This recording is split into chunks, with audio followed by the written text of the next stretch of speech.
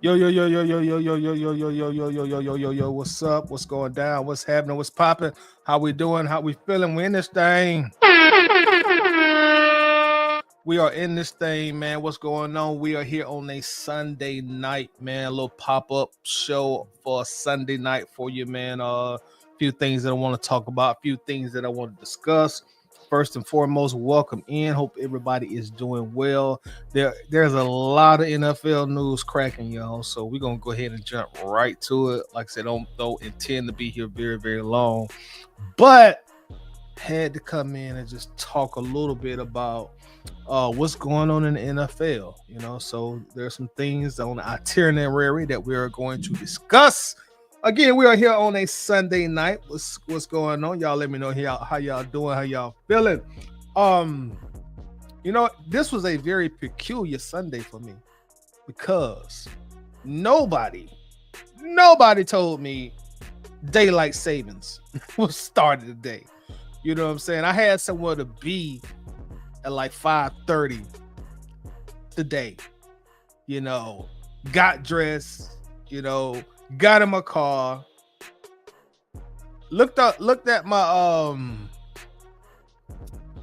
looked at the clock in the car, and it said it was like 4 o'clock. I'm like, what's going on? You know what I'm saying? So my timing was all off. Normally, because normally most people that I know, they are excited to have an extra hour of daylight, or sunshine, I should say. So normally in my life, they start talking about that on social media. They start promoting it. Yeah, daylight savings time is coming up on this day. Don't forget to set your clocks forward or set them forward or set them back, whatever. But this time I didn't hear nothing from nobody. I didn't hear nothing about it. So got in my car today and my timing was all off. But I was happy to find out that though. I was happy to find that out. I'm a person, as I tell y'all all the time, I enjoy the hot weather. I enjoy springtime. I enjoy summertime. Those are my favorite two seasons. And I enjoy I like it when you get extended daylight outside. I like that, I like it when it gets dark at 8:15, 8:30, 8:35. I like that. That's my kind of vibe. I don't like the real cold, frigid weather. I don't like it when it's getting dark at 5:15. I don't like that. I don't like that. I wish they would just do away with it. Keep it like this permanently. It's 2025. Why on earth are we still changing times? You know what I'm saying? Why can't we keep it like this? So yeah, this is good for me. This is good for me. That lets me know that the warm weather is coming. The honeybees and the yellow jackets, they're about to get active. And also I noticed, it's about time for me to get my grass cut. You know what I'm saying? I noticed that too the last 2 days. Okay, the grass will start back growing. So yeah, very, very exciting times for me personally.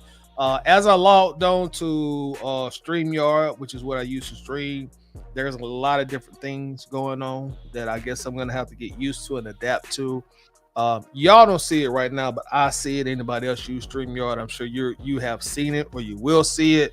So if I'm a little off my square tonight, that's why, because the whole interface behind the scenes is differently. It looks different.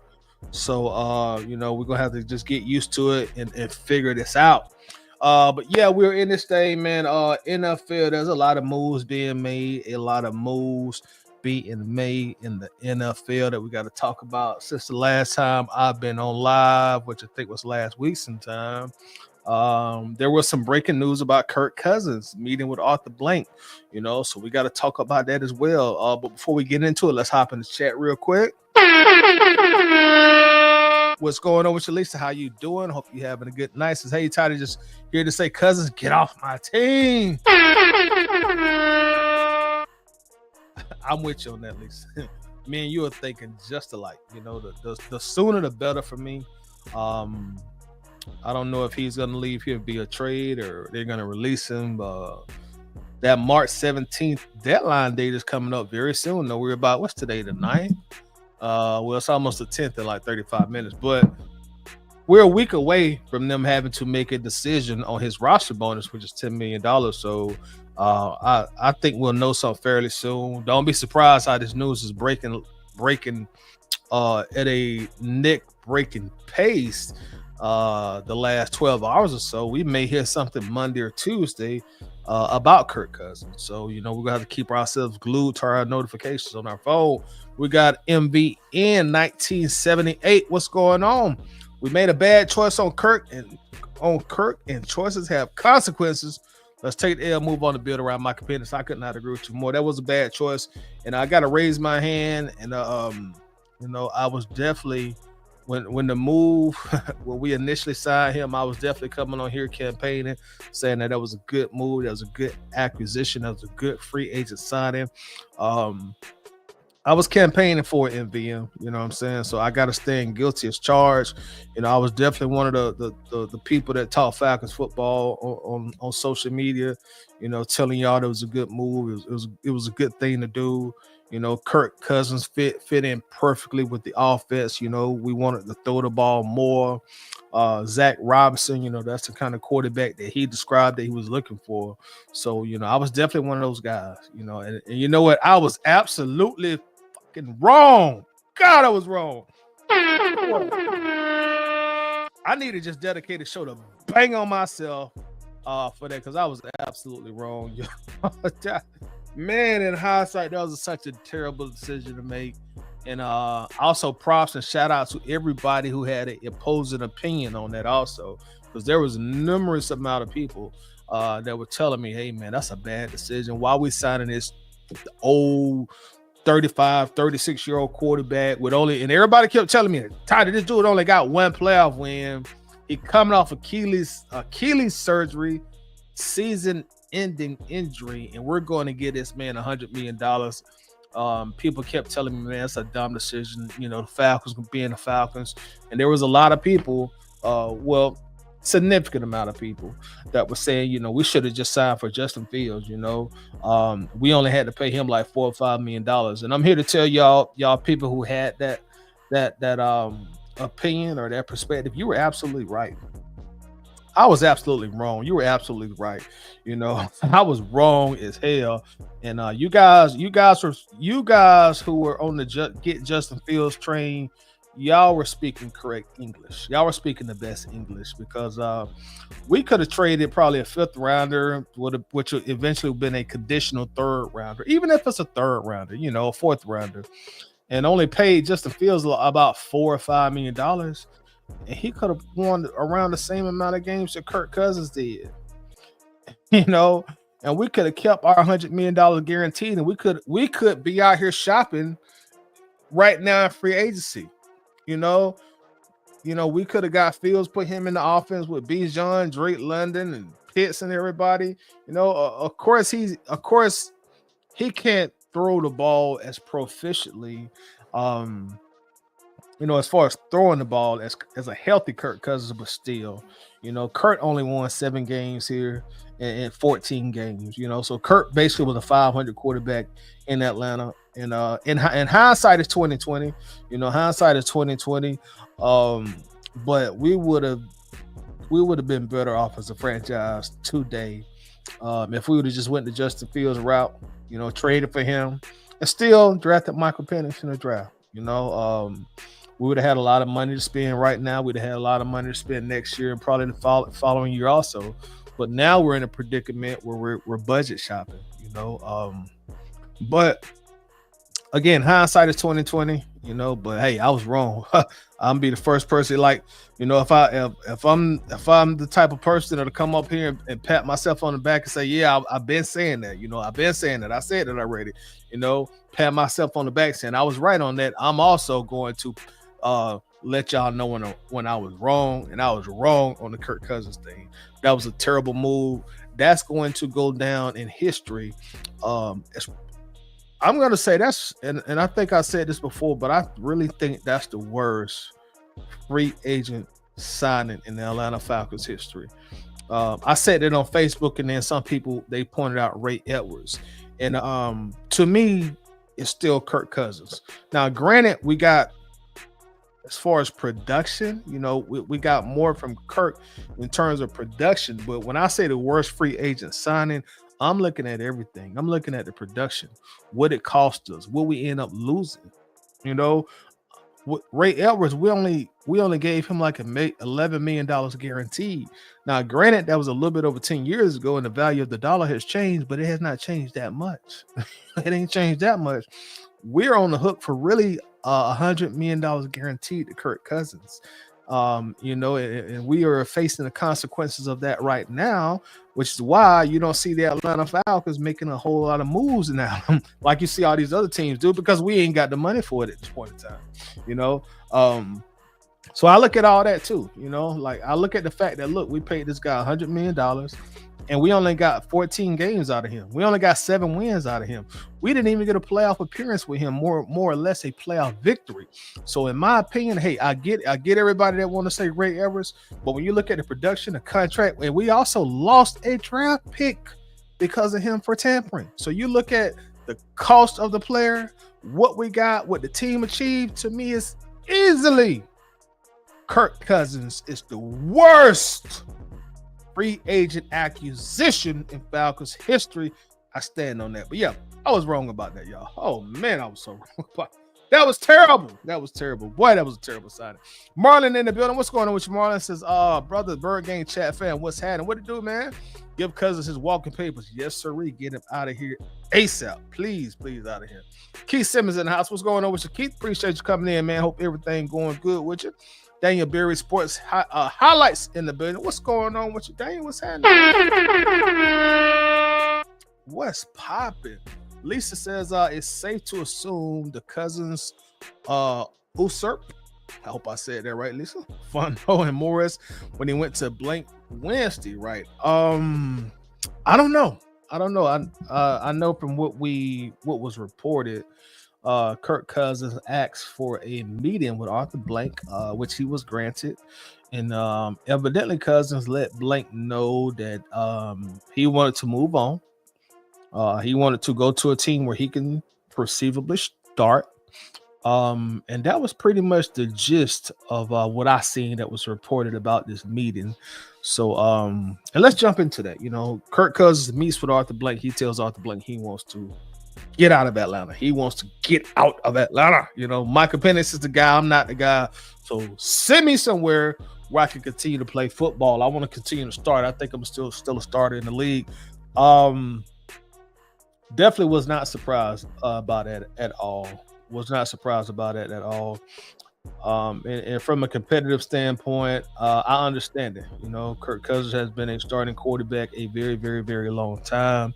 Going from college, I'm sure he probably I'm almost positive he started in high school. I don't know for sure. I didn't follow his high school career, but I'm going to take an educated guess that he did college, and also, he climbed the ladder of success to become a NFL starting quarterback.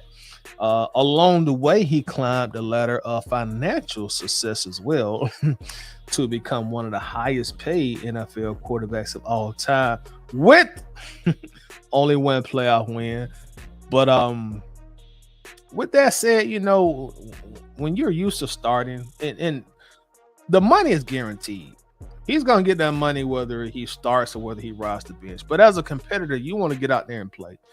Kurt feels like he still can play, so he wants to go out there. He wants to lace up those cleats every Sunday, buckle that chin strap up, and he wants to go out there and play it, which I can definitely understand from his standpoint. So evidently he met with Mr. Blank and he relayed his thoughts like, hey, Mr. Blank, hey, I appreciate the time in Atlanta. I appreciate the Southern hospitality from yourself and your franchise, but I'm here today to speak to you on how I can, or how we can come to some type of mutual agreement to get me to another team where I can start. And how the Falcons are going to respond to that at this point, I don't know. But I will say this, and I said this on I actually did a live show about this, which is still on the channel. You can go look at the channel when Kirk Cousins came out and he was on Good Morning Football, and he came out and said that he was hurt after the Saints game or whatever. I knew at that point in time, and this was like a month ago, I knew at that point in time he was what's the word I'm looking for? He was not campaigning, but he was auditioning for his next NFL team. Hey, I still got it. I was just hurt. That's why I look so bad. Blah blah blah blah blah. Here I am, NFL owners and general managers um and officer coordinators. If you're looking for a veteran quarterback, I'm your guy. So that was his audition. He was auditioning. He was selling himself. And like I said, I did a live stream on that. When you get an opportunity, if you didn't see it, go look at that. Go look at the channel. And I said, Kirk Cousins. I think I titled the video, "Kirk Cousins wants to be traded." And like a month later, it comes out that he went to Mr. Blank and asked to be traded. So that's what I took from that when he went to Good Morning Football. Also, when he was a guest commentator in the playoffs. All of that was really Kurt and his agent behind the scenes. Like, hey, this is going to be our first phase of selling ourselves to other teams and separating ourselves from the Atlanta Falcons, which he was doing, and also, going back to the meeting with Arthur Blank. He just put it all on the table. Like, look, it's time for me to go. So, whether he's going to be traded, I'm not sure. Whether he's going to be released, I'm not sure. If I was betting on it, which I'm not, I would probably bet that they find a team, hopefully, that will trade for him. Maybe we'll get our 5th round pick back that we lost due to the tampering when Kirk got up there being a babble mouth, running his mouth. But I don't. If he is traded, I don't foresee us getting a whole lot for him. Again, maybe 5th rounder, 6th rounder, whatever the highest bid comes in, we need to accept it and run with it. Take this dead cap hit and then, move forward, past Kirk Cousins and the Kirk Cousins era, and look toward, Michael Penix. But yeah, that was some Falcons news that broke last week. Kirk Cousins met with Arthur Blank. Would love to be a fly on that wall to, to hear the conversation. I am pretty sure that after that meeting, Arthur Blank probably also met, with his guys, Terry Fontenot and, Raheem Morris and Greg Beatles. And, he probably confided in Rich McKay as well, his right-hand man. But, one thing about the Falcons, since this whole injuries thing has started, Terry Fontenot and Raheem Morris, they've been steadfast and consistent in saying that, hey, if Kirk Cousins was healthy, he was telling us he was healthy, and that's what we're relaying to our fans and relaying to you guys in the media, that he was healthy during that point in time. So those are definitely two contradiction point of views from the Falcons side and from Kirk Cousins' side. And I guess we just got to wait and see how it plays itself out. At this point, I guess we're going to have to wait and see how it plays itself out. Again, I hopefully that we can find a team that'll step up and give us something for Kirk. That would be a blessing. That would be a bonus.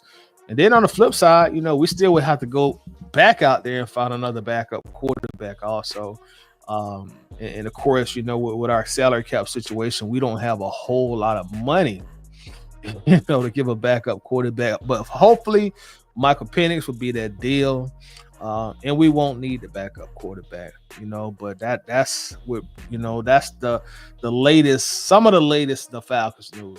Kirk Cousins, Arthur Blank, they have a meeting, so we're gonna see how that plays out. I'm expecting this time next week we will probably have some kind of resolution to the Kirk Cousins chapter in Atlanta Falcons football. We got our brother Slim Dollar in the building. What's going on, Slim? How you doing tonight, bro? Hope everything going well. Lisa says, who would you like to see as our quarterback too? That's a good question. I wouldn't mind famous Jameis Winston coming here. I wouldn't mind Jameis Winston. He seems to be a pretty good locker room guy, and I also I think he can provide a good quarterback locker room presence from Michael Penix. I love the fact that Jameis said on TV that Michael Penix is going to win an MVP and also win a Super Bowl, and he said that firmly. Like, he really believed that. He believed in his talent. So I wouldn't mind, you know, Jameis Winston coming as a quarterback too. For that reason, and also I don't foresee Jameis getting a lot of money on the free agent market. So I wouldn't mind bringing him in here. I know Jameis did that old okadoke to us a couple years ago, but if he could come here and be a great quarterback too, and a great veteran presence for our young quarterback, bygones would be bygones as far as I'm concerned. MVM says Trey Lance, that's a possibility. That's a possibility, just like Jameis, I'm sure Trey Lance can't command a whole lot of money on the market as well. So that's a possibility. But right now, I would say Winston. Jameis Winston is probably at the top of my list at this point in time.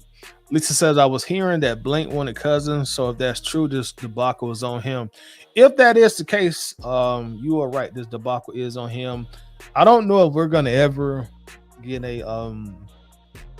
we probably will never get a clear answer to how much input or if Blank had any input on bringing Kirk Cousins here. They'll probably never give us a clear, distinctive answer on how much or how less Mr. Blank played a part in bringing Kirk Cousins here. But if that is truly the case, Lisa, then this is on Mr. Blank. This terrible signing falls on the shoulder of Arthur Blank if that is really the case. Lisa says Cousins has been problematic the whole time with us. I can't wait for him to be a footnote in our history. I could not agree more. It seems like when they signed Michael Penix, that probably just agitated Kirk, and it kept agitating him in the back of his mind. And obviously it was never something that he I guess fully got over, because I really don't think if Penix is not in the I don't think if Penix is on if Penix is not on this team, I think maybe Kirk Cousins would have allowed himself to be benched due to injury after whatever happened with his shoulder in the Saints game. But when Michael Penix breathed down his throat, throwing those lasers, throwing those rockets, I think Kirk felt there was a lot of pressure on him, to stay in the game. And, he didn't want to lose his job to this young guy, who had the talent and also the personality to, shoot some life into this franchise. What Michael Penix did do to some degree the last 3 games that he started, albeit we only won one game, but you're definitely seeing the potential. Also, speaking of Michael Penix being a young quarterback with a young multi-millionaire quarterback in a city like Atlanta, and I know I'm getting a little off topic here, but during the season, Michael Penix proposed to his fiance. I don't know her name, but congratulations to them both. And I'm happy for both of them. And as a Falcons football fan, another perspective on that is, to me, that's a good thing. That's a good thing that he's about to get married. Because again, young multi-millionaire in a city like Atlanta with a whole lot to do. A lot of things to get into at night. Knowing that he has a fiance and he's about to be married, I would assume, I don't know Michael Penix, he don't know me, but I would assume he's going to be living a totally different life than your typical face of the franchise who's gotten all this money would live in Atlanta, Georgia. Especially with such a high population of beautiful women in the city. So for him to be living a husband life, it's a good thing. It's a good thing. Just like the guy who came before him, Matt Ryan got married kind of early in his Falcons career. He came to the Falcons with Sarah Ryan. Just like Michael Penix came to the Falcons with his fiance. And what I'm trying to, I guess I'm trying to be political in what I'm saying and not really say what I want to say, but um, that just lets me know there's a very that decreases him being in these streets is what I'm trying to say. Him chasing around women, him out in these clubs, him out in these strip clubs. That married life. So I'm happy to know that. You know what I mean? I'm happy to know that. And when we got Matt Ryan came and he changed the trajectory of the franchise, gave us a lot of great moments, and hopefully Michael Penix will do the same and even more and even bigger than Matt Ryan did. But just felt the need to say that. But let's get back on top of Kirk Cousins. Dexter, what's going on? Dexter says, "Yep, he definitely is our number one worst free agent signing." Yes, without a doubt, in my opinion. Got our brother James in the house. What's up, James? James said they extended Jake Matthews for 2 years at $45 million and cleared up $11.4 million of cap space. Yes, indeed. Big Jake, one of our anchors of the team, definitely anchor, one of the anchors of the offensive line. And I want to say Jake Matthews is the most tenured Falcon on the team. I'm pretty sure of. But yeah, he was extended. Jake Matthews had one of his better seasons last year that went totally under the radar. That's the thing about offensive linemen. If you don't hear their name, they're probably doing a good job. But man, I really think Jake is probably the most underrated Falcon that has been on this team in quite some time. I don't think Jake gets all the credit that he's deserved. Jake don't miss no games. He's durable, dependable, good locker room leader. But Jake played some damn good football last year, man. According to PFF, Jake had a PFF grade of 79.8 last year, which was 15th in the NFL. And I know somebody saying, well, 15th, that's saying like he was kind of average to me, but that was 15th out of 141 eligible tackles in the NFL. So let me reiterate that. He was 15th out of 141 eligible tackles in the NFL. Hey, man, that's damn good. That's very, very good. That's borderline great. 15th out of 141. Hey, I like them odds. I'll take them odds all day of the week. All day of the week.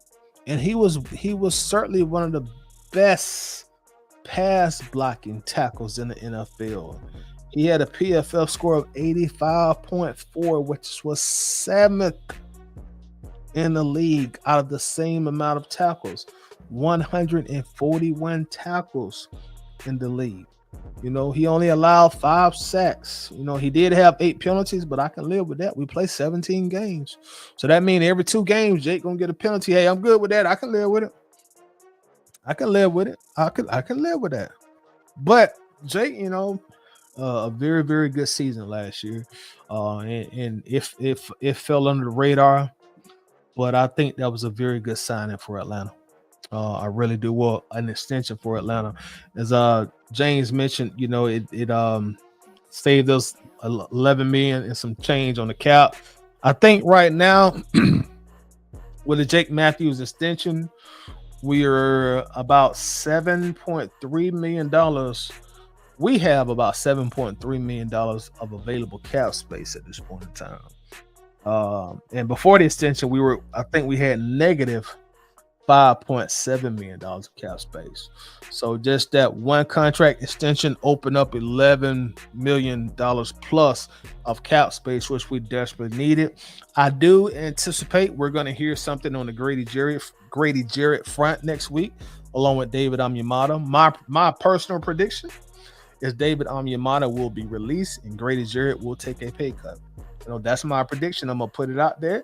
David Onyemata will be released. That in itself will save us about $10-something million in cap space, if memory serves me correctly. We'll say almost 11.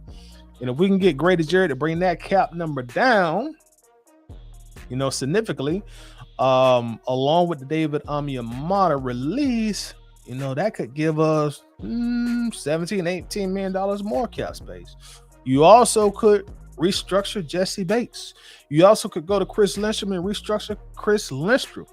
So, the Falcons got things that they can do to really open up cap space this year. They really do. They got things that they can do to open up cap space. They can't go out here and just spend like crazy. As we see, they haven't really signed anybody or committed to anybody, since free agency hasn't officially begun yet. But, they can do certain things. They can do certain things to open up the pocketbook. Now, next year, we're going to be balling out of control. We're going to have a shitload of money next year. But this year, we got to be a little frugal. We got to watch our budget. We got to stay within our budget. And that's okay. We got to be smart. That's okay. Hey, Terry Fontenot, that's why you got the real big office in Flowery Branch. So it's time for you to show why they hired you. Stunts is in the building. What's going on with Stunts? How we doing, man? How we feeling? What's popping? Stunts says, wish it would have worked out with Kirk. Hey, I do too, man. I do too. And don't get me wrong. When I call him the worst free agent signing in Falcons history, I still like Kirk. Kirk seems like a cool character. He seems like somebody you can have a good time. You can drink a beer with and have a good time with. I'm a Falcons fan before Kirk, with Kirk, and after Kirk. So I want what's best for the Falcons. Just like Kirk was Kirk before, during, and after the Falcons. Kirk wants the best for Kirk. So I can see his side of it as well. You know what I mean? But it seems like a pretty cool cat, man. I'm like you, Stunts. I wish it would have worked out. It would have benefited our team if it worked out. If it would have worked like we hoped it would have, we would probably hosted a playoff game in the Mercedes-Benz Stadium for the first time ever. Maybe won one playoff game, and we ain't even talking about Michael Penix. We got Michael Penix still stashed to the side for 2026, but unfortunately it didn't work how we wanted it to work. And that always reminds me of what Charles Barkley famously said one time, because everybody that was concerned about that signing was concerned about Kirk Cousins' age along with his recent injury history. And I remember Barkley said once, and I hope I don't misquote him, but he said,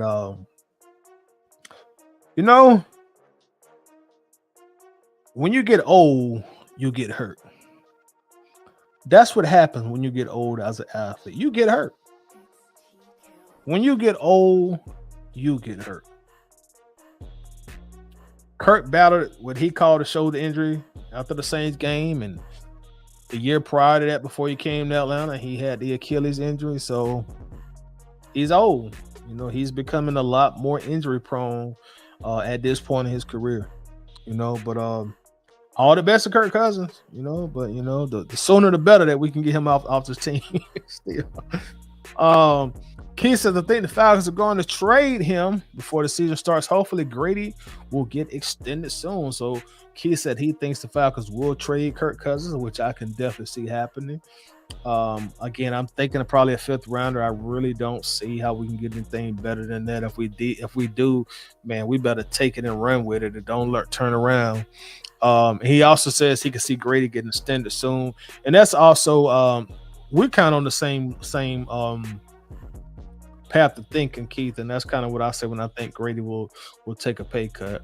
At least that's what I'm hoping. And I did hear that I'm assuming they've already met already, but I heard that Grady's agent in the Falcons, had planned a meeting, so they probably already talked and met, so we'll probably get some Grady Jarrett news coming very, very soon as well. Coach in the building, what's going on with you, Coach? Coach right on cue coming in, banging on Grady. Says the only thing I care about is Grady not being on the team. Well, Coach, you might get your wish. If Grady don't agree to take a pay cut, then he will be released. And if he's released, then I'll change my prediction. If Grady gets released, then I think they would probably be prone to retain David Onyemata if they do happen to release Grady Jarrett. Bernard, what's up? So can't wait to see who we add on defense. Yeah, I was hoping that we would get Sherwood from the Jets, man. That's really who I had my eye on, but he re-signed with the Jets for, let me see how much he signed with. Jamie Sherwood, $45 million. That's who I really wanted us to get.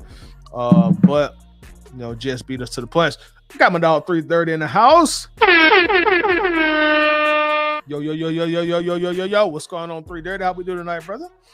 Coach says him being married don't mean anything without the cheeks of that. I would hope that he's, loyal to his soon-to-be beautiful bride. But that is a valid point, Coach. That's a very, very valid point. There are a lot of options in Atlanta, man, and that's like the point I was making, man. When you're engaged, when you're married, I'm assuming.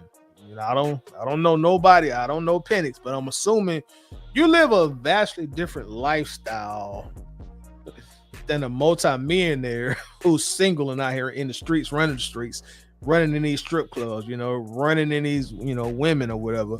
But nothing but the best wishes and blessings to Penix and his soon to be beautiful bride. Bernard says Kirk and Raheem wasted another season for us. Yeah, it was a very disappointing season. Definitely, Bernard. I had high hopes, bro. I had very, very high hopes and started off pretty good. Leading the division. Looked like we're headed to the playoffs, and in typical fashion, it all came crashing down. We've read that book before, we've seen that movie before, we've heard that song before as Falcons fans.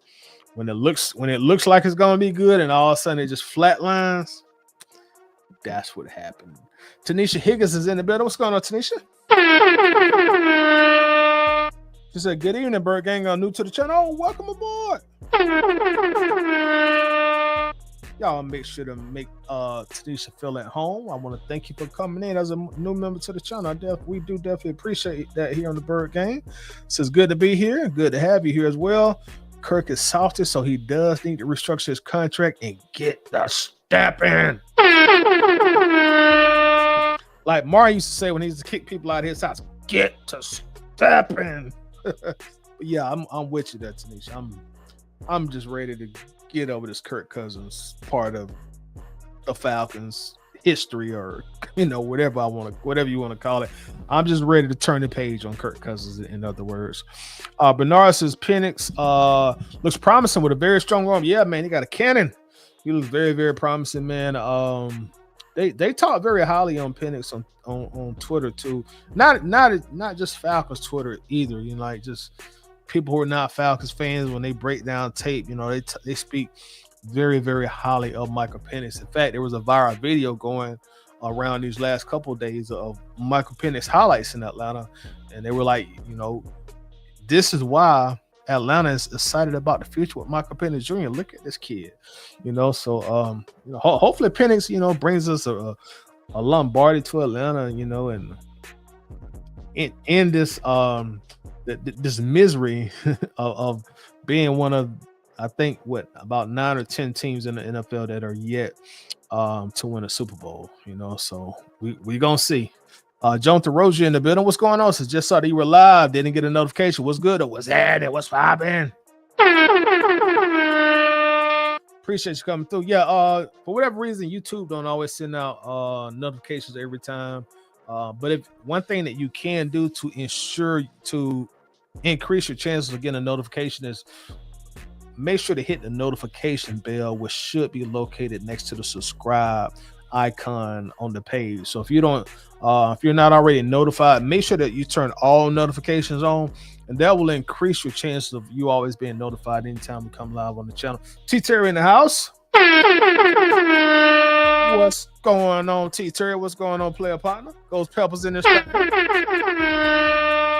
What's good with your ghosts? Title, what's good, Falcon fam? I think they're gonna wait to try to trade Kirk Cousins after the draft or on draft day, since this is the weak quarterback class. That, hey, good perspective, Ghost Peppers, and you may be absolutely correct, man. They may decide within themselves, well, shoot, we already at $90 million on the hook. What's another $10 million gonna hurt? So they may hold on to him, like you say, because of a weak quarterback draft class, and trade him on draft day, just like you say.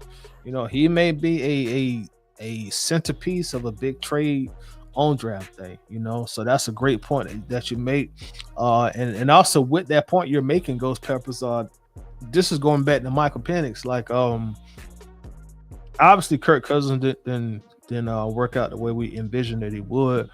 But we got to be happy. We got to be thankful that we didn't go into this draft needing a quarterback. We got to be happy. We got to be thankful that we went ahead and drafted Michael Penix. But just like Ghost Purpose is saying, y'all, this is not a strong draft class for quarterbacks. This is more of a defensive lineman, edge rusher, defensive draft. Once you get past, Shador, and some people got questions about Shador. But once you get past, Shador and Cam Ward, whoo, it looks real scary out there. So I'm thankful that we went ahead and took our quarterback when we took him, because I'm telling y'all, if we were sitting at 15th now, and now we have to draft a quarterback with Kirk Cousins entering the second year of his guaranteed contract, it would be hard times for us, man. It would be real hard times. So that was a nice player move there from Fontenot and Raheem Morris and Zach Robinson and whoever to go ahead and get the quarterback when you had the opportunity to get the quarterback. So I'm just glad we ain't sitting here having to search for one this draft, trying to maneuver and trade up, trying to get a position to get one. I'm glad that's out of the way. Because that's why we'll never be a team like Tampa Bay, who consistently has great cap space, because instead of releasing players, we restructure players that should be released. I'm going to say this. The Falcons really only started getting caps. We're not in cap hell now as is, but we only started to get into cap space hell during those last few years of Matt Ryan and Julio Jones. And that was because, and again, this is another hindsight being 2020 thing, but that was because we gave Matt and Julio their last two contracts. We egregiously overpaid them. So we had like a 2 or 3 year period where we were in salary cap hell. Not only did we egregiously overpay them, we had to trade them. We traded both of them. So now you got all this guaranteed money from Matt Ryan. You got all this guaranteed money for Julio that you got to eat at one time, which put the team in salary cap hell. Now, prior to those contracts, man, we never were in a bad salary cap situation. So this is actually, Coach, this is relatively new to the Falcons, and I will tip my hat to Thomas Dimitroff for that. I remember the times when we had winning season with Dimitroff, and he would proudly boast like, yeah, man, I always keep at least $5 million cap space in a reserve that I don't touch just for emergency situations. So this is relatively new for the Falcons. Even right now, we're not in a bad space right now for cap space. Like I said, we're gonna have to shop on a friendly budget this offseason, but next year, man, our cap is gonna be wide open. They're gonna be wide open. It's gonna be wide open. And like Grady and like Amiyamata, like they only have 1 year on their deal, no matter what we do. So after this season, contractually they're gone. So our cap space is it's not perfect right now, but it's not as bad as some may think. It's not what it was the first year of Arthur Smith and Terry Fontenot. When we couldn't really do anything but suffer. Millie Mills is in the middle. What's going on, Millie? Tight all I want is DJ Reed for this team. F for all the rest of these bums. Hey, maybe so, man. Maybe say you never know. Maybe once they get finished doing whatever they're gonna do with the cap, then I think we're gonna start adding some guys. And then I really feel like the Falcons are gonna add after the post-June first cuts, you'll see them make some more moves as well. Once that flash period comes, when teams start cutting players after June 1st, the Falcons will pick up some more players. So there's still a good way to go in the process. Tisha says, like Terry said, everyone here wants to be here. So if we need contracts restructured, I'm sure they will help the team. We have an awesome team. Yes, we do. We got a lot of players also that can restructure their contracts. Again, just like Jesse Bates, just like Chris Lindstrom.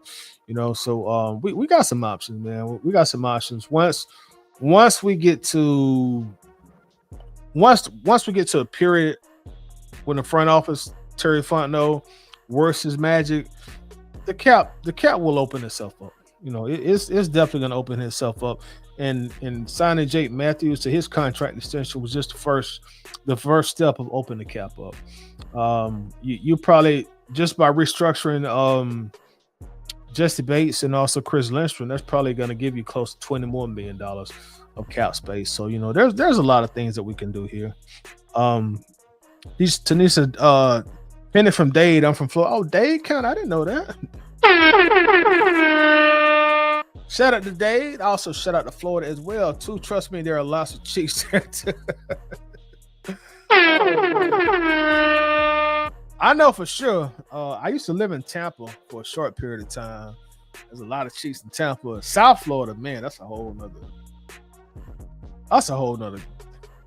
story. You talking about South Florida. Plus, they have been together for a long time. That's what I'm saying, Tanisha. I'm just glad, like you said, they've been together for a long time. I'm just glad that he's in this point of his life where he's about to get married and be a multimillionaire, and not be a multimillionaire and don't have the fiance, where he just out here butt wild. It's just, I've been through that phase of life, and I didn't even have nowhere near $1 million. So I could just imagine a cat that's making $2, $3, $4, $5 million a year, man. But shout out to Penix and also his bride, man. I was happy to see when they announced publicly that they were about to get married. They were both sitting courtside at the Atlanta Hawks game recently as well. And then they're a beautiful couple. So I wish them all the best. I'm sure pretty soon we'll have a little Michael running around the bend soon enough as well. T. Terry says Michael Penix Jr. was at the Hawks game. Yep. Beat me to the punch, Terry. His future wife was looking at him, and when all the women were screaming at him, she wanted to get it. Don't touch our quarterback. Don't touch our quarterback. But yeah, what else was on the docket? We also made other roster moves. We decided not to tender Nate Landman, so he looks like he's about to enter free agency, as well as D. Alford. Looks like he's about to enter free agency. There also were reports that the Falcons will not, or at this point, they're not going to give Matthew Judon a new contract. At this point, things could change later on down the line. And I'm good with all three of those moves. I was a fan of Nate Landman's his story, being an undrafted free agent, and also starting for a significant period of time for Atlanta. I think Nate Landman played real good football, all things considered. When I say all things considered, I mean for an undrafted free agent, all things considered. I think he played good football last year in 2023. This year in 2024, his game definitely fell off pretty significantly. I did not see the same level of play from Nate in 2024 that I saw in 2023. Maybe some people would contribute that to injuries. Okay, maybe so. I don't know. But at the end of the day, when you don't have a long-term contract, you need to be consistent until you're able to sign you a 3, 4, 5-year deal. Which unfortunately he did not give us the type of play that we wanted from him in 2024. So they decided not to tender him and allow him to enter free agency. And the same exact story applies to D. Alford minus the injuries. But just like Judon, maybe they bring them players back, but I don't see it. I think the Falcons are trying to wash out all the guys on that defense that they can, that they're not bound to contractually, and bring in some new blood, which I think is a good idea because if you're familiar with some of my mantras, I'm a player make plays type of person. I put more stock into the players and what they're doing on the field than I do the coaches. And those defenders that we had out there last year, it went a lot of ballers out there, man. We need to bring some ballers in here. So I'm not against washing some of that minutia out of here and bringing in some new blood, some new Falcons, some hungry cats. So I'm all for that. Matthew Judon was definitely not what we expected he would be. Looked like old age kind of started to catch up with him. He was not, and he was coming off an injury last year. I mean, I thought about it, but I guess it wasn't talked about a whole lot. But Judon missed essentially the entire season in 2023 due to injury, and then we bring him in 2024 at like 32 years old, and it just looked like he lost a lot of explosiveness, lost a lot of quickness. That first step was not the same that it was prior to him getting injured. So Judon is really, minus the big contract, he's really the same prototype of free agent acquisition as he wasn't a free agent, pardon me. We got him by trade, but the same type of player personnel acquisition as Kirk Cousins was. Older guy coming off a season ending injury, trying to have a bounce back year. The only difference is we didn't pay him $100 million guaranteed, but I was excited to get Judon, and I was very disappointed in his play overall. So that's somebody else that looks like they won't be on the team. So this is a perfect opportunity for a guy like Arnold Ebiketie, who's about to enter a contract year, to get paid. Arnold Ebiketie, bad as we need a pass rusher, as long as it has been since we had a real deal pass rusher, hey buddy, you come in here, you get us 12, 13, 14 sacks, bro, they will break you off. And the Falcons are going to have a lot of money in 2026, Arnold Ebiketie. So, Ebiketie, if you're watching this, it's your time to shine, big dog. It's your time to shine, big dog. Your time. Lisa says, forgive me if we have previously talked about this, but what is your assessment on Fontenot through 4 seasons? That's a great question, Lisa. My assessment, I'm going to say not overly impressed and not extremely disappointed. Right now, I'm in the middle. If I was grading him, he'd have I give him a high C- right now. Give him a high C-. This year will be the determination for me on what Terry Fontenot is. So I'm kind of in the middle, Terry, right now. Sometimes I want to give him his props and defend him, and sometimes I want to just say, man, Terry, you done did a bad job. So I'm really in the middle. But this year will let me know. If we don't get in the playoffs, Terry has to go. If this team gets in the playoff, win the playoff game, hey, man, give Terry a new contract. So I'm really in the middle with Mr. Fontenot right now. Tyreek says, what's up, Tyreek? What's going on, Tyreek? Why is Troy still on the roster? He's a part-time player. I'd rather have Lemon over him. Hanging on Troy. I would probably say the main reason Troy is still on the roster is they drafted him second overall. Not second overall. In the second round. And they're going to give him one more opportunity to see if he blossoms into a player. Being that he was a second-round pick. Because he's still on a rookie contract, so they're still not really paying him no real money. They let Nate Landman go, and they're gonna say, "Okay, Troy, see what you're made of." Now that don't mean that they still won't go draft somebody who can start, or they won't get a free agent who can start, or they won't trade for somebody who can start. To be honest with you, Tyreek, I don't really see at this point. I don't think the Falcons envision Troy as their day one starter. I think they want to fill a void, which is Troy, and have Troy coming in off the bench as more of a role player than a starter. Because to me, Troy he's not an impact starter in the league. So I do really anticipate the Falcons doing something this offseason to bring in another starting linebacker aside Caden Ellis. Okay, so so everybody is agreement with a C for Fontenot. So Terry, you're on the clock, man. You're on the clock. You definitely on the clock. T. Terry says, Tyler, my brother, we would love to see you 2 times a week, my brother. Yeah, I'm gonna try my best to be a little more consistent, man. I know I've been very inconsistent late, as of late, coming on the channel doing videos. I'm gonna try to fix that. And I'm sure not making a promise, but I'm pretty sure that I'll be on at least 2 times a week this coming week because I'm anticipating there'll be a lot of Falcons news happening. Probably will come on tomorrow if something happens, which something may, but I definitely anticipate I'll probably be on 2, maybe 3 times this coming week. And I'll try to get myself in a regular routine after that. Used to be routine for me to come on Friday night for the Waffle House, but my schedule has been fluctuating so much that I haven't been able to do the late Waffle House shows. But I'm gonna try to crank that up and get more consistent on that as well.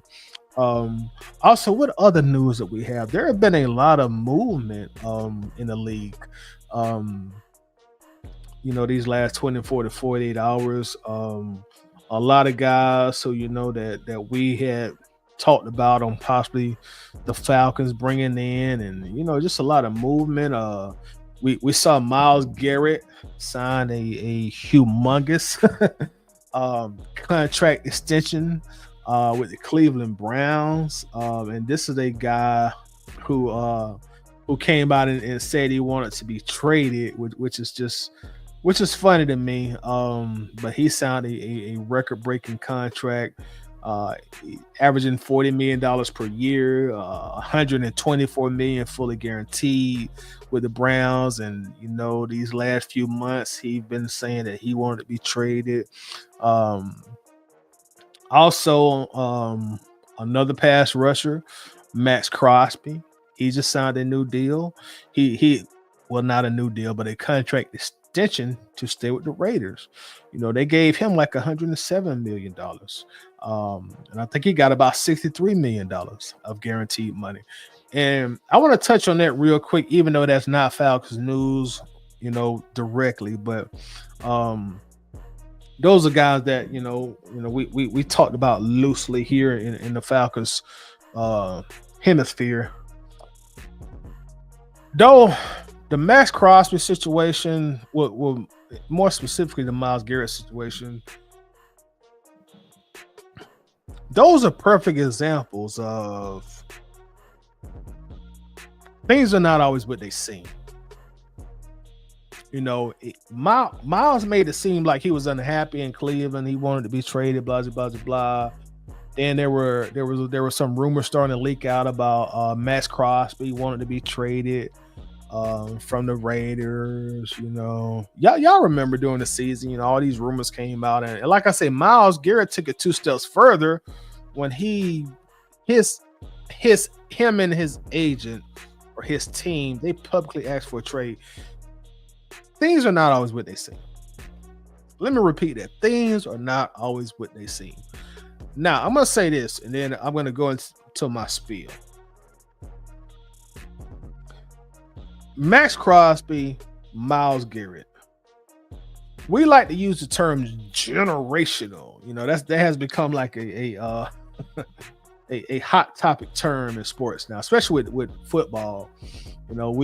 Kyle Pitts was termed a generational tight end, before he even played one snap for the Falcons. So that's a word or term or a adjective we love to use on social media now. Generational talent. Myles Garrett, that's a generational talent. That's an all-time great at his position. Max Crosby, he's a generational talent. These are proven guys. They're proven that they can do the job year in and year out. When those rumors were flown around, for those of you who watch this channel pretty regularly, I never came out really and publicly campaign for either guy at all. Not because I wouldn't love to have them on my team. I would love to have Max Crosby. I would love to have Myles Garrett. I'd be a fool to not want them on the team, but things are just not always like they seem. A lot of some things in the NFL football are smoke and mirrors. Sometimes somebody will say one thing when it really means something else. Sometimes players will say A when they really mean B. Sometimes players will say left when they really mean right. And that's why I really didn't campaign for any one of those guys. I didn't really feel like I felt like there was probably less than a 1% chance that the Falcons could get Myles Garrett or Max Crosby. First, because they're generational talents, pass rushers. That's the second most important position in NFL football. So the chances that a team is going to trade one away in the prime of their career is extremely low. Extremely low. Just like you don't see quarterbacks who are generational quarterbacks get traded in the prime of their careers. Now, am I saying it's never happened or it never will happen? No. But the chances are extremely low. Teams just don't do it. It rarely happens. It rarely happens. And there has to be some kind of special circumstances in order in almost all cases if they're trading these guys in the prime of their career, a la Deshaun Watson. Stuff happening like that. It has to be stuff like that. So I really never fed into the Myles Garrett and Max Crosby talk because I just didn't see it happening. Again, not that I wouldn't want them here, but I just didn't see it happen. I didn't see there was a chance that the Cleveland Browns were just going to lay down and say, okay, well, here is one of the greatest pass rushers in history. We're going to trade him away in the prime of his career. Didn't see it happening. Same with the Raiders. Didn't see it happening. Even though Myles Garrett's team publicly requested a trade. As I said a moment ago, sometimes some of these players or some of these agents will say A, but they mean B. They'll say blue, but they mean red. They'll say apple, but they mean orange. And I think this is a perfect example of those cases. Myles Garrett,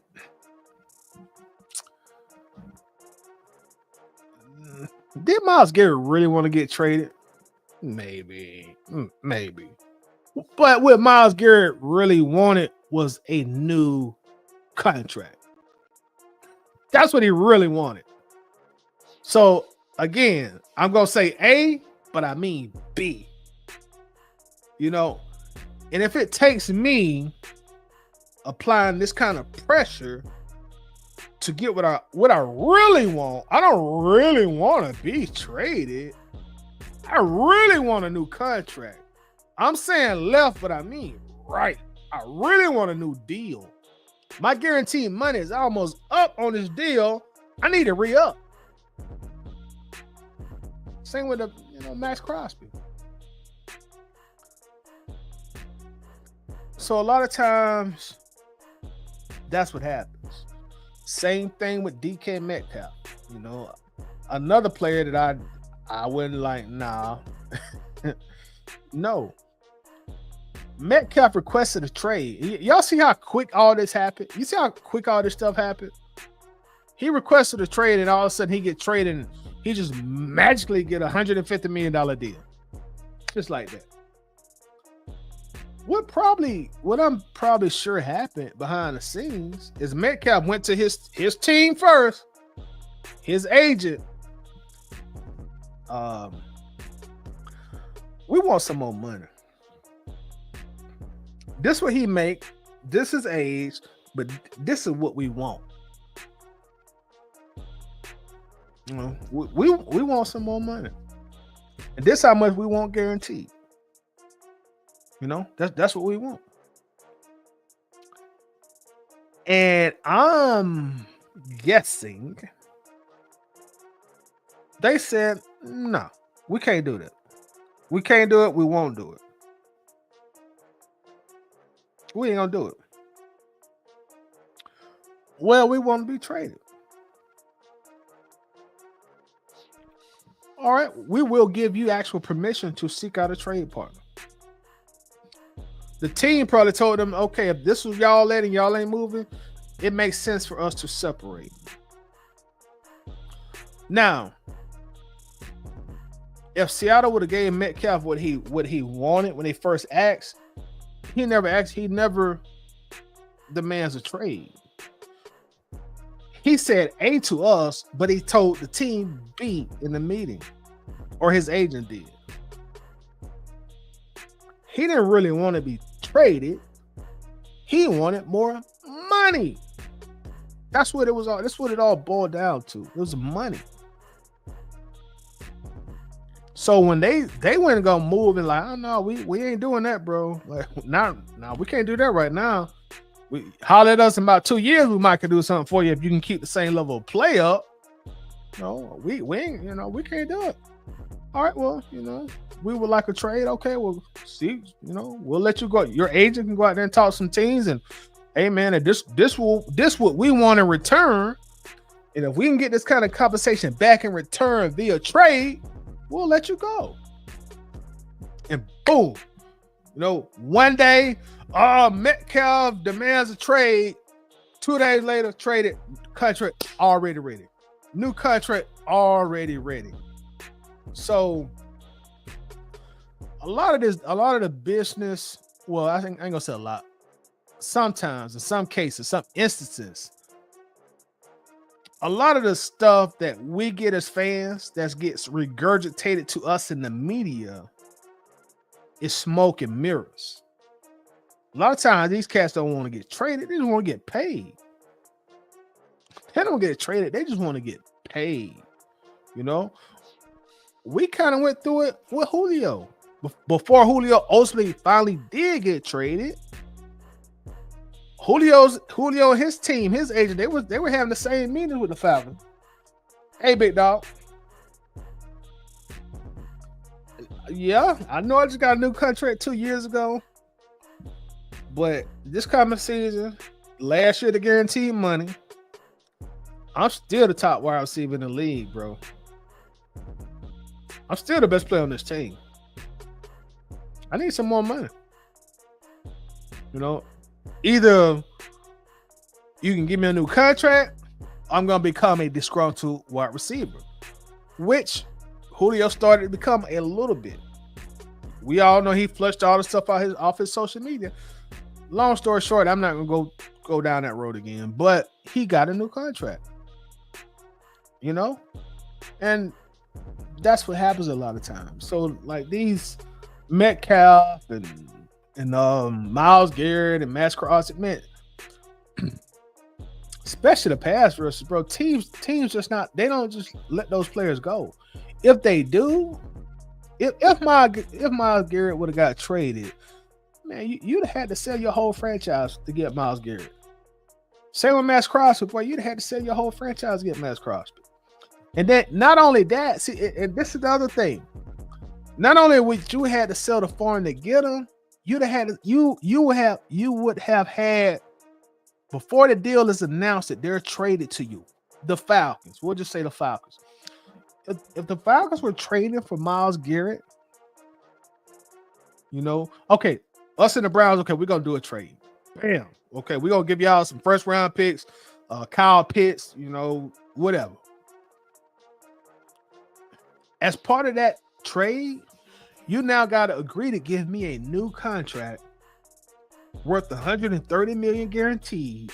I'm making $40 million a year. The same amount of money that quarterbacks make, I'm making that money. If not, don't even bother trying to trade for me because it ain't going to work. You're going to be wasting your time. And that's what the agents are telling other teams if it gets to that point. Again, a lot of times these guys don't want to get traded. They want more money. They want more money. A lot of times these guys don't want to get traded. They just want more money. And the Myles Garrett scenario, the Metcalf scenario, these perfectly illustrate that. Sometimes they say A, but they mean B. Sometimes they say New York, but they mean California. And that's what happens a lot of times. Um, so that's why it for me it was just like that's not gonna happen. We're not trading for Miles Garrett. That ain't gonna happen. We ain't gonna be able to pay him. We ain't gonna be able to re up and pay him. We ain't got no money right now to pay up Max Crosby. And we're gonna probably see the same kind of rumors start to circulate with Micah Parsons. So before the rumors start, are Atlanta, are you prepared? Cause like you said what you want about Jerry Jones. And I know a lot of people say a lot of bad things about Jerry Jones. Some of it is probably warranted and some of it may not be. But you can say whatever you want about Jerry Jones. You can call him whatever you want. He ain't no fool. He ain't no fool. He ain't no fool. You don't make it that far in life for that long by being a complete fool. Now, you may make foolish decisions every now and then, like we all do. None of us are perfect. But as a whole, he ain't no fool. So if you think you about to just swoop in and trade for Micah Parsons, and you ain't gonna sell your entire franchise, you crazy. And then on the flip side, but Micah Parsons' side, his team, his agent, all right, whoever think they want to try to trade for Micah, if he becomes somebody the Cowboys decide they're going to trade. This is just hypothetical speaking. If they decide they're going to trade him, okay, yeah, we'll trade you. We ain't going to pay you $43 million a year. Bye. You know, Dak took all the goddamn money. We can't afford it. If that becomes the case, Atlanta, are you prepared to give up some first-round draft picks, a starter, and also pay him $45 million a year, $135 million fully guaranteed, and turn right around and pay Drake London, and have to turn right around and pay Bijan? You already done paid AJ Terrell. So, those are just aspects of things that you have to consider. Things are not always as they seem. But I know I went on like a all off topic, but that's what I gathered from what I've seen here these last 24 to 48 hours, because I know both names were a big topic of conversation on players the Falcons should try to trade for, but it's not that easy, y'all. Teams are just not willingly gonna give you those kind of players as pass rushers. It's like, bro, you better come with it. you gotta come with it, and then you gotta get these guys a new contract. T. Turner said the NFL is becoming to pay players like NBA. It's starting to play players like NBA players big money. I'm a football player. I think it's good for football. Yeah.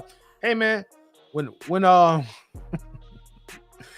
NFL officially announced that the salary cap was going up, them agents did that Birdman hand, bro. Oh yeah, boy,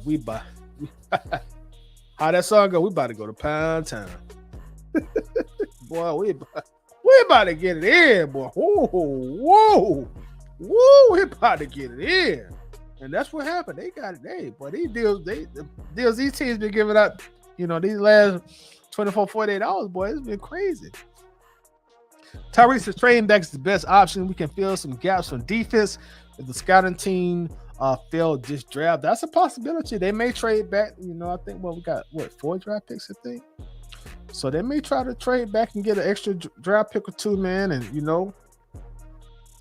have more opportunities to fill the roster with more draft picks. I don't know what the Falcons draft board look like, but they feel they can get somebody on their draft board and trade back and also acquire more draft picks. They may very well do that, bro. Keith says, hey, Fallon, what about Trey Hendrickson? You were giving him a $30 million a year to work with him in New Orleans. Oh, and that's a great question because that coincides on what we just been talking about, Keith. I don't know, man. Hold on. Let me see his how old is he? That'll answer a lot for me. How old is he? 30 years old. Oh, bro, I'm gonna be honest, man.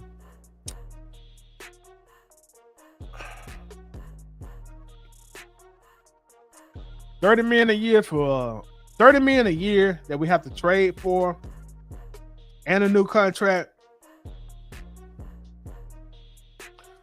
Right now, I'm against it. I'm against it right now. Because I feel like this team is still in developmental mode. If we had established some consistency with winning seasons, I would be more prone to do it. But right now, if that's the ticket, Keith, if the ticket is $30 million a year, and I got to trade for him, and I got to give him $30 million a year, I'm out. I'm out. I'm out. I'm out. I'm out. As of right now, Keith, I'm out. I'm out on him. I'm out. Millie Mills, boy, these Eagle fans mad they didn't get Miles for the past 2 weeks. All I heard was how we gonna get it done on it last year. That's fuck 'em up.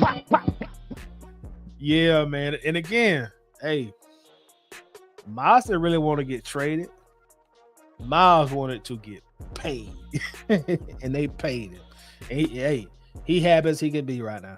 You know, when he do his press conference, he gonna talk like the Cleveland Browns, the best organization in the NFL. But just last week, he was saying trade me. No, he was saying pay me. He was saying trade me. He was saying pay me.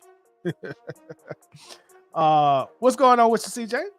Metcalf to the Steelers calls Art Smith likes blocking wide receivers. That's gonna be interesting to see how Pittsburgh gonna shape up, what they're gonna do at quarterback. You know, Pittsburgh, if y'all listen, y'all want to come get Kirk Cousins. Gotta have your veteran quarterback with all those new toys you done acquired. But it's gonna be interesting to see what they do at quarterback. I've read that they do want to bring Justin Fields back. I also read that Justin Fields want to see what the market looks like for him. I saw some rumors of him maybe going to the Jets. You know, maybe Aaron Rodgers goes over there. We'll see. We will see. And I saw Devontae Adams just got a new deal too. Yeah, exactly, Lisa. They need a quarterback. You know, come holler at us with Kirk. Come get Kirko chains. Please come get Kirko. Tyrese Steelers bringing back Russ. I thought that must be new because I was pretty sure Tyreek that they I thought they stated that they were not going to bring Russell. I'm about to say Russell Simmons, Russell Wilson. I thought they weren't bringing Russell Wilson back. Maybe I was mistaken. Ghost Pepper says Falcons have made the playoffs 7 seasons. They can't keep doing cap tricks to keep together the core. That isn't winning anything. That's very true. Very, very, very true. Which is why I'm really hoping these, including last year's draft, these next 3 drafts, they take a defensive approach and they start drafting good, including last year's draft. Last year, this year, and the 2026 draft. If they can take a defensive approach to these drafts, which they've already done last year. So the next 2 drafts, they take a defensive approach and they draft good. The Falcons are going to be a damn good team, man. They're going to be, because the offense is here. And the offense is young. That's the thing. The offense is here. The offense is young. Pretty much all your key players are young for the very most part. Your quarterback, your running backs, your wide receivers, you know, half of the line is still kind of in their 20s, you know. They just got to get the defense right. I'm hoping that they can build this defense through the draft. If they can build this defense through the draft and we don't have to trick off on some big contracts, Atlanta gonna be a problem, bro. Atlanta gonna be a problem, bro. I'm telling y'all. If they can draft these next 2 drafts defensively and they can hit, well, we're gonna be a problem. We're gonna be a problem, boy. T Terry says, Ty, you are a joy, brother. Speaking like MX of football. Hey, man, appreciate that, T Terry. Appreciate you showing us for love, man. Thank you. Salute to you as well, T Terry. Slim says, if I were a player, I would literally fire my agent if he or she put the team before my needs. The agent works for the player, not trying to get the deal. So exactly, bro. The agent. Hey, we want to have a good working relationship with the team. Hey, because I got like 3 or 4 guys under my agency on that team, but at the end of the day, I work for the player. Whatever's in my player's best interest is what I'm striving for. I want to keep a good working relationship with y'all, and I want to keep the general manager on speed dial. I want to see the owner out in public, shake his hand. Hey, how you doing? How the wife? How the grandbaby? But at the end of the day, hey, it's the player. That's who I'm working for, and that's whose best interest that I have is my priority. Yeah, Josh Allen, man, what he had like $250 million guaranteed. Boy, Michael Penix ended up being the stud that we think he is, man. That man may end up getting $300 million guaranteed by the time it's time for him to get paid. But we'll cross that bridge when we get there. William man in the building. What's going on with you, William? Who you talking about, William? When you say nobody don't want him. Let me know who you talking about. Terry says trading for Trey would only make sense if we were in win now mode and we'll still rebuild. Tyreek, and that's exactly what I meant, bro. That's why I forgot what I said verbatim, but that's why I said we like in a developmental mode still. If we were winning and we like only a player or two away, yeah, go ahead and push that button, bring him on here. But no, we ain't there yet. We're not there yet. We really need to hold on to our draft picks, man. Especially 30-year-old. Now, if he was like 27, 28, yeah, maybe, yeah. At that point, yeah. But once you hit that big 3-0 in the NFL, if you ain't no quarterback, man, high risk. Y'all know we known for bringing us with 30-plus-year-olds in the flowery branch and watching them, in the twilight of their careers. Matthew Judon. We known for doing that, bro. We known for doing that. William says, no 31 teams want this dude. He is not. Who are you talking about, William? Tanisha says, what do you think? Who do you think we will sign a free agency first? And also your thoughts on Rondale Moore returning. Good question. I did see Rondale training at Flowery Branch on his Instagram story. Even though he's technically still not on the contract, that lends me to believe. Now I'm just really assuming here that maybe his agent and the Falcons are in talks. Hey, let's run this thing back. You had an injury. Let's figure something out. I would love to see him return. Oh man, adding Rondale, and then we already got Ray, Drake. I'm assuming we're gonna keep Kyle. I would love to bring him back. That's a speedster too, and Michael Penix got a big arm, so you want them guys who can stretch the field. For Michael Penix, so I would love to bring it back. Really, I would love to bring it back. Especially if the money makes sense. And I don't really see a world where he or a market, I guess I should say. I don't see a market where I think he can demand a lot of money coming off injury. But I would love to have him back. I think he would fit into great with this offense. And Zach Robinson and Penix and Bijan, and Tyler, and Drake, and all them guys. Who do you think will sign first in free agency? You know what? If you'd have asked me that before today, I would have said probably Jamie Sherwood. And I did read a report that we were high on him, but he did end up going back to the Jets. And I would say Sherwood because I really feel like we do need a real adequate starting linebacker. I don't think Troy Anderson is that guy, but hopefully he will find a way to prove me wrong. So if you'd asked me that before today, I would have said Sherwood. You got him and Jeff Ulbrich already working together previously up in New York. So right now, with him off the table, I'm really not sure. I really got to think about it and get back with you on that. I'm really not sure at this point in time. Josh Gilham in the building. Metcalf got $30 million a year. That's too much, way too much, Josh. Can't do it. Still overpaid for Metcalf. Yeah, I want to give him that kind of money. I'm to my Kirk Cousins. Not Kirk Cousins. Bernard says Rondale Moore can catch balls deep and create your yak out of short passes. Yeah, that's why I love to bring him back. T Terry says try to pull your pet on stage, my brother. Maybe late on this week, T Terry. I'm actually about to jump on off here, man. I've been on here like a hour and 30 minutes so far. Really want to come on and talk about, mainly the Kirk Cousins meeting with Arthur Blank. And also congratulations to Jake Matthews, a 2-year extension. Who has ended up being a good draft pick for Atlanta, and that helped create some cap space. But yeah, that's really about all I got. It's almost 1:00 here on the East Coast. And I appreciate y'all staying here, rock with me, man. Y'all know I come in through on the late night, man, like Arsenio Hall, man.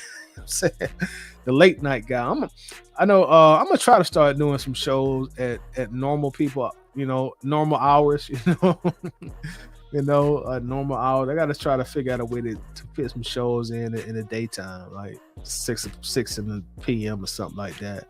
But otherwise, I will catch y'all soon. I will be back if we get any more Falcons news, which I do think we will this upcoming week. Until then, man, y'all be good.